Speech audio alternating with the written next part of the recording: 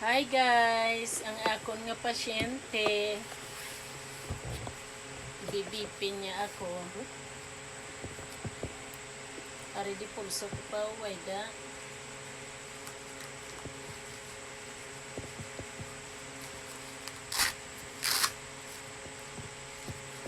Di pagugta pa. Ano ba? Ganda di hoy, button mo di pagkaan ha, na. Kalma ka lang. Relax. Check the cuff at heart level. Start measurement now. Ang akon nga doktor. Gwapuhon. May pa? May gwapuhon pa? Ano naman? Di wala mo na battery pa? Mapi. Scam pa na yan. Ano yan? Ipsan na kami. Scam pala yan pa.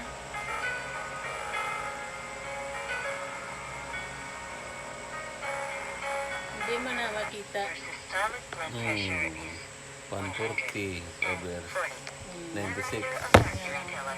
Your diastolic blood pressure is Inom ka ka mo?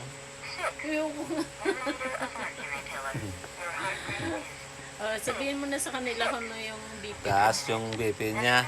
140 over 96. the measurement. Kaya ano nga tawag na ginabutang mo sa kamot ko? Di pulso.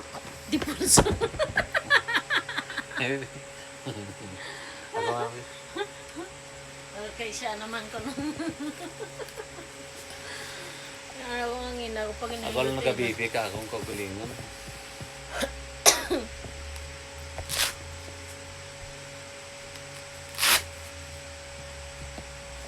I-cancel mo muna.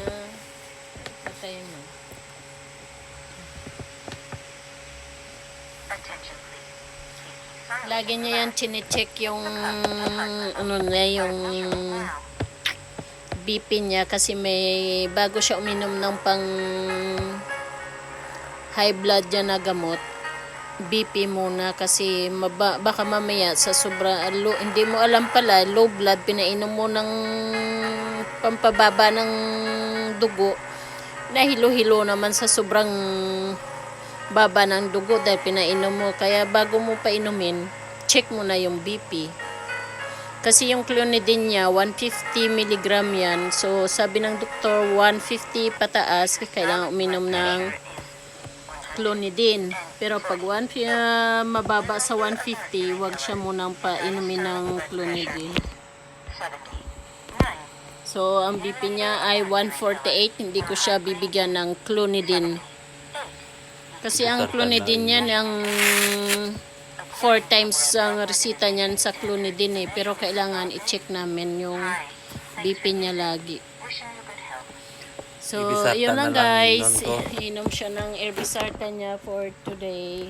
Pang gabi yung Irbisartan niya eh. Bye. May flying kiss pa.